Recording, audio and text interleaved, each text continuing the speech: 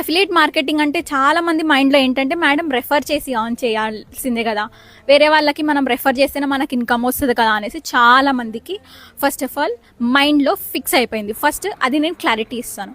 First of all affiliate marketing అంటే ఏంటంటే అండి, ఒక కంపెనీ ప్రోడక్ట్ని మనం ప్రమోట్ చేసి సోషల్ మీడియా కానీ ఆఫ్లైన్లో కానీ మనం ప్రమోట్ చేసి అర్నింగ్స్ అనేవి చేస్తాం.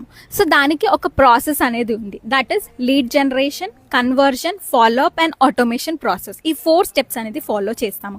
మీ చుట్టాలకో, మీ ఫ్రెండ్స్కో, లేకపోతే మీ నేబర్స్కో మనం ఇక్కడ రెఫర్ చేయాల్సిన అవసరం లేదండి. వాళ్ళని రెఫర్ చేయకుండా కూడా మనం ఈ ప్రాసెస్ ద్వారా ఇక్కడ అర్నింగ్స్ అనేది చేస్తాము త్రూ అఫిలియేట్ మార్కెటింగ్.